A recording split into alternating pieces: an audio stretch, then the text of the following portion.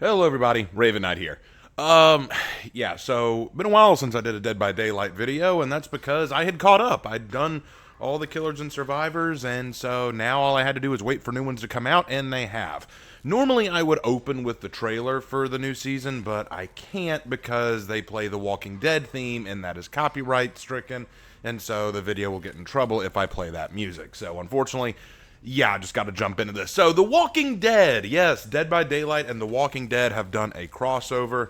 And I didn't really have a lot of thoughts on this. The only thing I really cared about in terms of this was the perks that would come with the new survivors. But let's just get into it. The Walking Dead, a series that is very aptly named because no matter how many times you think it should die, the thing just won't stop trucking. I've never been a huge fan of the zombie genre in general, largely because there's only so much you can do creative with zombies. If you were to watch 10 different zombie movies and count the repeated cliches, I think you'll understand what I mean. I've even done a few videos where I broke down some of the more common ones that annoy me. Not to say you can't find a gem here or there, or an idea that actually makes the zombies or survivors somewhat entertaining, but The Walking Dead isn't one of them. Led by a cast of characters that range from semi-likable to head-poundingly annoying, with a plot so repetitive I could actually break down each season's formula with relative ease. I just got sick of the show into its second or third season, especially as I began hating even the characters we were supposed to like. Look, I know it's got a strong fan base, I get that, and maybe I'm being overly harsh. I even admit that a part of it is just overexposure. I couldn't turn anywhere at one point without seeing Walking Dead plastered everywhere. I even saw a car, no joke, where all the way across the rear view window was just a long line of silhouettes of zombies with The Walking Dead over it. And I was like, oh my gosh. Ugh, but anyway, I just couldn't get into the show. It wasn't something that I was all that interested in. Now, I will give the show this. If I had to guess what makes the show so good to so many, is that it does what other zombie movies fail to do. A movie is limited to about 2 or 3 hours. 3 is even being generous. So you're limited in the kind of scares or stories you can tell. But with The Walking Dead being a show, you can emphasize and capitalize on the atmosphere of a world fallen to the zombie plague. With each episode and season, the sensation of hopelessness and despair becomes more palpable. You're forced to follow these ragtag survivors and really feel their despair, their struggle, and drama, and after a while, the horrors of the zombie world start to become second nature. At the start of the show, even seeing a few odd zombies is a frightening prospect, but by season 3 or so, you could see a cast of characters just having a conversation or an argument, and in the background, you just see a zombie or two lumbering along, and no one, not even you, are giving that any thought. Because the world is so constantly dangerous and savage at this point, and you've pretty much grown desensitized to it. In a twisted way, The Walking Dead did what no other zombie medium could do. It truly encapsulated the horror of a zombie fiction. The zombies are not the source of the horror, the hopelessness is. We were talking about Dead by Daylight, right? Sorry. So yeah, The Walking Dead has crossed over with Dead by Daylight, and we have 2 survivors added from it, Rick Grimes and Michonne Grimes. Yeah, I honestly didn't know these 2 got married. I didn't know. I didn't watch that far into it. Crazy, but okay, that's fine. Anyway, I'm not all that interested in analyzing their lore, but I'll give you the breakdown very briefly. Rick was once a sheriff who woke up in the hospital to discover that the world's gone to hell. He managed to stay alive by finding a band of survivors that includes his wife and son, but as time goes on, unfortunately, he begins losing the ones he loves. He even suffers a loss of his wife and son. Really tragic. But along the way, he meets Michonne, who they grow a close friendship and eventually a romantic relationship with. It's really touching. However, during one attempt to escape a large horde of zombies, Rick, who is injured, lures them to a bridge that he decides to blow, sacrificing himself to save the others. Michonne lost her boyfriend and son in a similar way before meeting Rick, and the others, she was a very stalwart sacrifice and a pretty big moment for the character. Michonne lost her boyfriend and son in a similar way before meeting Rick and the others. She was pretty famous for carrying a katana sword with her, and that's what a lot of people remember her for. And after falling in love with Rick, she desired to have a family with him, only for the bridge incident to happen, ruining that plan. Now, the DVD lore indicates that Rick didn't die on the bridge, but instead he ended up in the fog. Michonne, meanwhile, couldn't bring herself to accept Rick's death and ended up going out to look for him. She eventually found her way to the fog by trying to look for him in it, and thus, well, she got reunited with him, but in the entity's realm.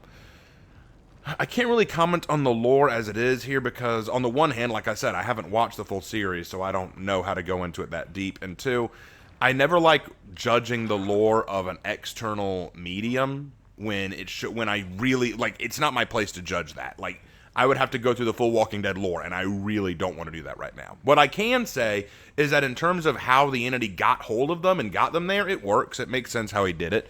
What I do want to say also is that I think this might hurt the entity in the long run. If it's true that the entity feeds on hopelessness and despair, putting a husband and wife back together in his world seems pretty counterproductive, especially when these two are used to living in an environment that is hostile and dangerous, you know?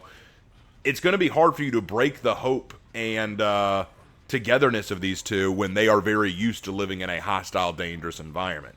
So you might have wanted, it would have been even better for the entity if he took a character who was not from The Walking Dead and threw them into the world of The Walking Dead.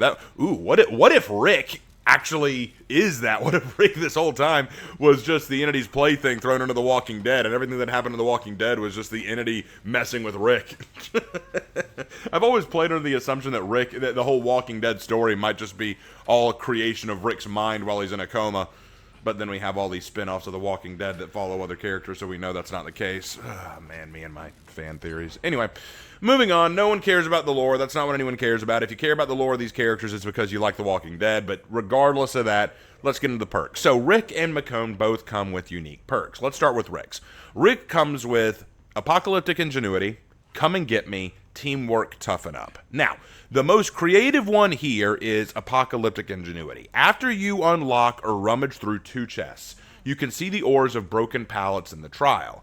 You can then interact with a broken pallet and repair it into a fragile pallet. Fragile pallets will stun the killer when dropped, but will instantly break afterwards. This is a pretty creative perk, I've got to admit. I mean, I think it's pretty nifty, but I'm not sure if it's really worth it, because here's what I mean by that. You can't do it indefinitely. You have to search or rummage through or unlock 2 chests. Then you can fix 1 pallet.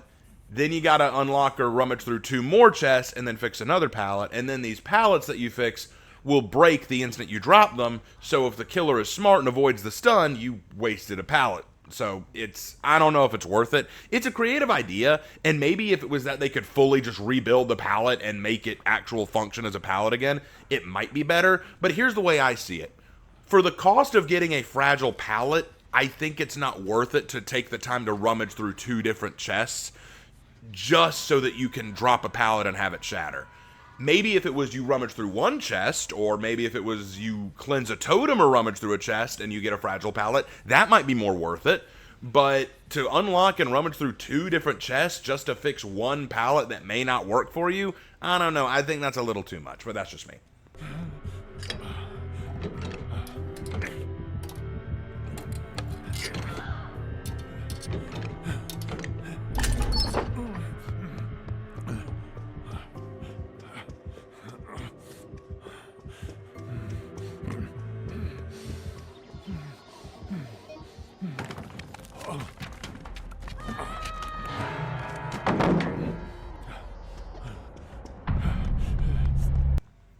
Come and Get Me is after unhooking a survivor while crouching, you can press an action button to shout and reveal your ore to the killer for 5 seconds, while also suppressing noise, blood trails, and scratch marks for all injured or dying survivors within 24 meters of you. A pretty great altruism perk and good for helping out other teammates.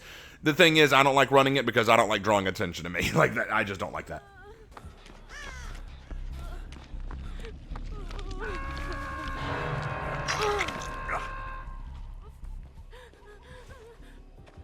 Oh!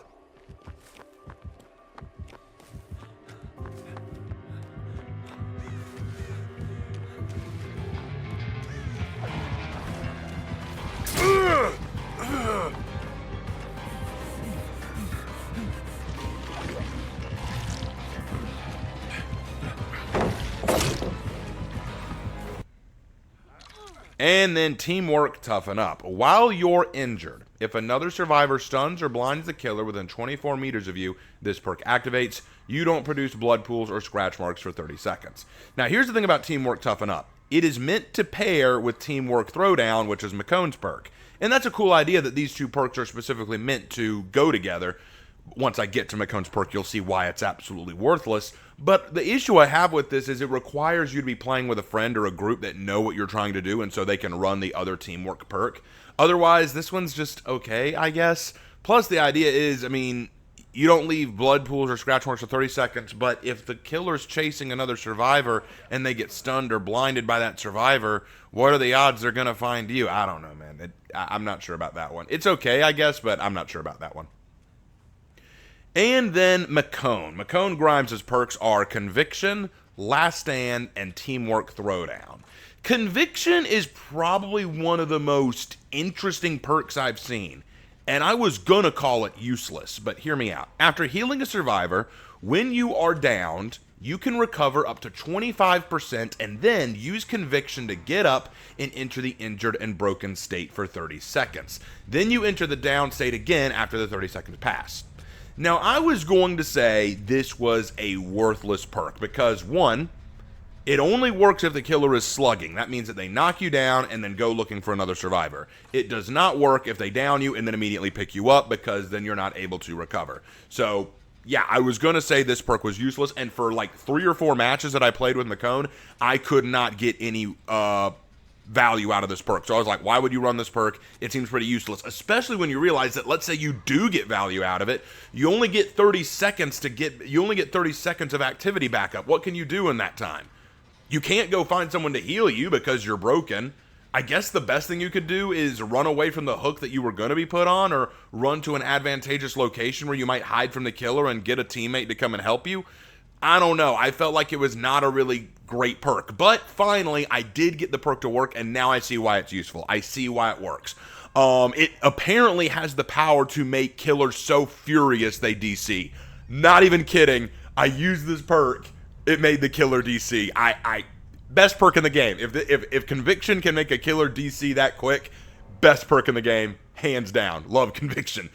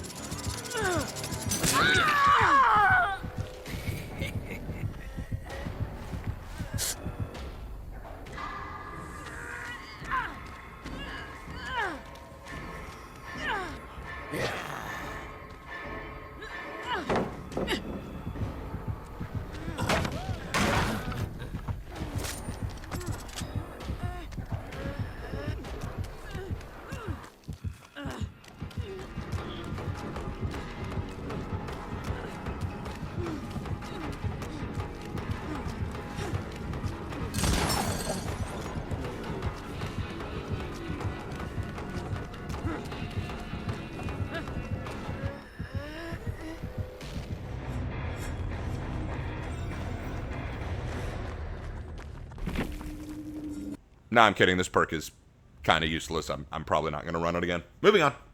Last Stand.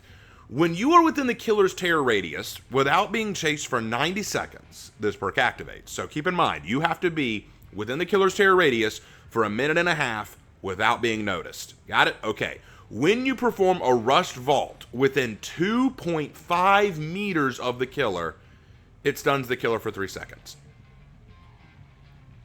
And then you can't use this perk again. Worthless. I think this perk is so worthless. Do not waste a perk slot on this. Let me explain why. First, the cost for activating this perk is silly. 90 seconds of being within a killer's terror radius just to get 1 moment of this perk working. Then you have to be 2.5 meters away from the killer, which means that you have to be in the chase with the killer, or they have to be near enough to you that it works. And then you jump a vault, and it stuns the killer for 3 seconds, which is about the time a typical pallet stun would take. And then you can no longer use this perk for the rest of the trial. So you get 1 piece of value from it, and that's it. So basically, you get 1 free escape the chase moment. I'm sorry, I don't think for the cost it takes to get the perk activated, and then for the benefit of what the perk gives you, I don't think it's worth it. Especially when 2.5 meters is a pretty demanding reach, because I feel like, what if the killer's too far away from you? Like, what if the killer's too far away from you and you jump the pallet and it just doesn't help you? Or what if the killer's using bamboozle? That cuts you off. I don't know, man. I feel like this one, I never got any value from it in any of the chases I was on. Mostly because I couldn't fulfill the requirement of hiding for the appropriate amount of time to make it active. I don't know, man. I'm not fond of this one. And then finally, Teamwork Throwdown. So, when you blind or stun the killer with a pallet, this perk activates. All survivors within 24 meters of you gain the Endurance status effect for 10 seconds. Okay. Now, like I said, this is meant to pair with Rick Grimes' perk, because it's the same thing. In Rick's perk, if your ally blinds or stuns the killer with a pallet, then you can hide all of your blood trails and scratch marks for a brief period. In hers, if she blinds or stuns the killer with a pallet, then all survivors within 24 meters gain endurance. So imagine if you have a Rick Grimes perk on your team, and you're running this perk, your perks stack together, and it's supposed to work really well. But even with that in mind, this perk right here, this perk, Throwdown, is fundamentally useless. I'll explain why. Do you realize how the timing of this perk works against you? Think about it. Okay. Do you know how long a killer is stunned by a pallet? Without any perks, it's about 3 seconds. So 3 seconds in most cases, a killer's stunned. Right. Then, most likely, after being stunned, the killer will break the pallet, which takes about 2.7 seconds. Let's round that up to 3 more seconds. So, that is 6 seconds wasted by being stunned and breaking a pallet. By the time all this is done, 6 seconds have gone by, and that means any ally who got benefit from this perk will have 4 seconds left of endurance. Yes, they have 4 seconds of endurance. And keep in mind, if they were stunned, odds are pretty good they were chasing that survivor, and that survivor they were chasing stunned them, so they have no idea you're there. What benefit does that grant you? Oh, I have the endurance status effect now. Great, the killer wasn't even chasing me. And then if the killer does somehow turn around and notice you, oh look, there you are. By the time they chase you and catch up to you, 4 seconds are probably up, your endurance is probably gone, and you're probably going to go down or get injured. Do you realize how useless that perk is? In order for this perk to work, you and the teammate involved have to be in very close communicado and willing to work together to make this work for you both. And in solo queue matches, it is completely wasted. And you're like, but Raven, what if you're not in solo queue matches and you're running with someone else? Honestly, what game plan do you have where it requires the two of you to work together to make use of these perks? That would mean both of you are dedicated to running the killer for a while, which means you're relying on your other two teammates to work gens. I hope that's the game plan, and I can think of better perks to run in those circumstances. So, honestly, yeah, I'm going to be real. Most of Michonne's perks, pretty fundamentally bad. Most of Rick's perks, pretty fundamentally bad. I don't see a lot of use in these. If you want to run them, feel free. I just don't think they're that good. And that is the Walking Dead chapter. The other thing I want to say about the Walking Dead chapter before we close out, guys, is I'm going to be honest. This may be one of the worst chapters to come out in DBD in a long time. Not because I don't like The Walking Dead or because the characters aren't cool, but because this chapter was so bogged down with bugs and issues, I couldn't even play the game for a while. I literally had to step away and say, I'm not playing this game for a little while, not until I fix this. And only today, as of me recording this, did they actually fix some of these bugs. But here's what shocks me about the whole thing. This year of Dead by Daylight was supposed to be kind of a Operation Health style year where they're trying to fix some of the problems of the game and make it more player friendly. And for them to be halfway through the year and have more bugs than they started with, and having a season where they actually implement so many bugs it makes the game broken and unplayable, what are they up to? What are they doing? It's kind of crazy if I'm being honest with you. And I gotta say, it's hard to look at. I get the feeling that the folks at Behavior have just gotten kind of comfortable with the idea that they'll play our game no matter what, so they can be complacent and, apathetic. And I don't know, I felt like that's what we got here. And I feel like, isn't that kind of fitting? They've got the Walking Dead license because they knew it's a recognizable brand and it'll bring everyone in. And it goes back to this idea that as long as we throw in recognizable brands, as long as we pull in the right licenses, as long as we appeal to the right crowd, who cares if there are broken bugs? People who like Five Nights at Freddy will come to play Springtrap. People who like Rick Grimes and Michonne Grimes will come to play for them. Never mind that their perks are garbage or that the killer is fundamentally broken. It doesn't matter. You're here for the licenses. You're here because we jangled our keys and you laughed. Enjoy it. Enjoy our schlock. And I don't think there was any more obvious moment of this than when people pointed out that one of the perks from Nia Carlson, Streetwise, was so game-breakingly busted that everyone was saying, you need to remove this perk for a while, you need to remove this perk for a while, and they were told, no, we're not going to do that. Now, thankfully, they did come back and fix it. They did remove the perk and fix it. So, thankfully, they came back and did that. But the fact that they had that immediate response of, we're not going to fix it, made me realize you people no longer care about the players. You care about making money, and you care about drawing people in with easy-to-recognize brands and licenses.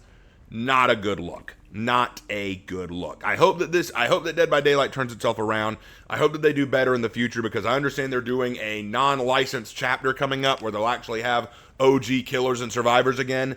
Thank you. I'd prefer that. So let's see what they come up with. And that's all I have for right now. Now, if you'll excuse me, I need to go shamble off and consume some human flesh. Ugh.